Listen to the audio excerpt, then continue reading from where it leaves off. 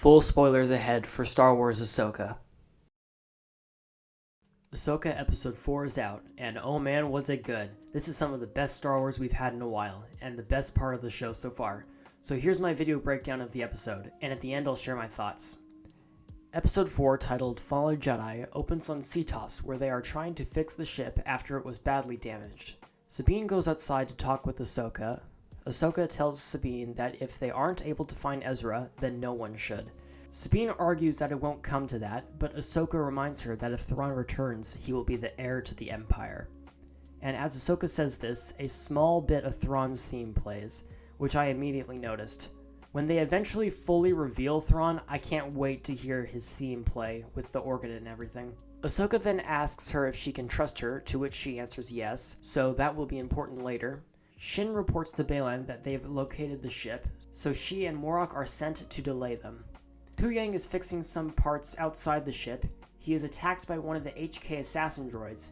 He actually is able to somewhat fight it, but as more troops come in, he alerts Sabine and Ahsoka. They then take out all the attackers in a really cool fight scene. Ahsoka and Sabine then go off to find the enemy base. We then go to the New Republic fleet as Hera, Jason, and Chopper are leaving to go help Ahsoka, and she is also joined by Carson Teva and other members of a Delphi squadron, I assume. Great to see Carson Teva again. They jump to hyperspace on their way to Cetos. Back on Cetos, Morgan Elsbeth begins the download process of the map. Baylan reminds her that if the calculations are even off by a little, that they'll be lost to the void, which is the area between the galaxies. As Ahsoka and Sabine are running to try and find the base, they run into Shin and Morok. Sabine goes after Shin and Ahsoka deals with Morok in two awesome lightsaber duels. Ahsoka is able to defeat Morok, and we find out who he was. Well, not really.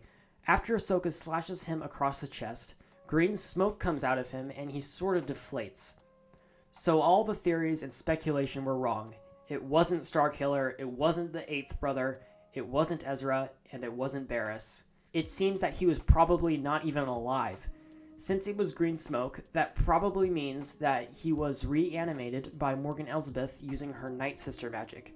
A similar thing happened in Clone Wars, when Savage Opress was stabbed by Palpatine and was dying.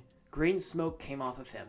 The Night Sisters used magic on him to enhance him, but when he was dead, the magic left and he returned to his original self. It also works on the dead, so this makes sense. Anyway, Sabine tells Ahsoka to go look for the map, and she continues her fight with Shin. Elsbeth orders Baylan to stay and guard the map while she goes to the Eye of Sion to prepare to leave. Ahsoka arrives at the map where she meets Baylan. They ignite their lightsabers and begin one of the best saber fights in a while. Baylan's stance is very similar to that of a medieval knight, where he has a two-handed lightsaber and has big powerful swings. At the other duel, Sabine is being overpowered by Shin. Sabine is knocked down and her lightsaber is too. She puts up her hand like she's going to use a force push, but nothing happens.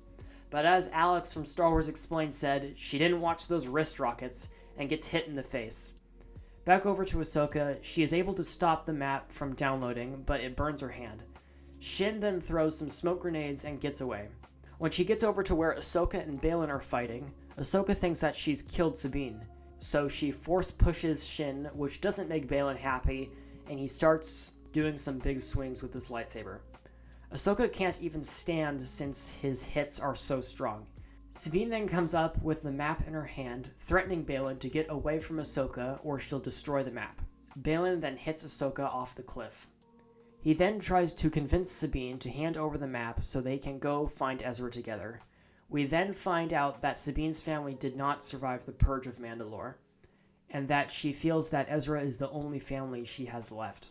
After a very tense 30 seconds of Sabine considering, she gives him the map and Baylan sets it back up and the final hyperspace calculations are complete. Huyang is able to get the transmitter working and gets a signal from Hera, who has arrived. Baylan then destroys the map and they return to the Eye of Sion. Hera picks up a ship leaving the atmosphere and they move to intercept.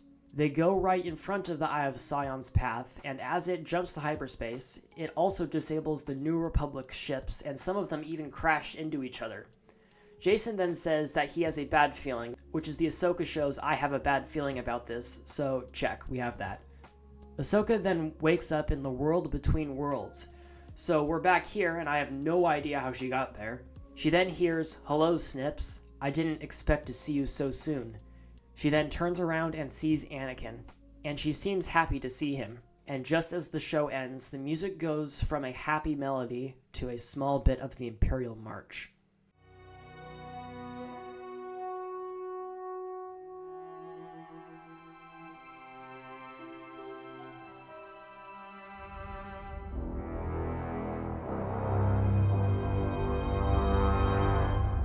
So that's the episode. That one was the best one so far. The fight choreography and the incredible acting from Ray Stevenson was just incredible. Next week's episode is probably going to be a weird one. I don't know how they're going to explain the world between worlds when even us animation fans don't really know ourselves. So we'll just have to see. Anyway, that's the video. I hope you enjoyed. If you did, please leave a like and subscribe, and I hope to see you in the next video. Alright, goodbye.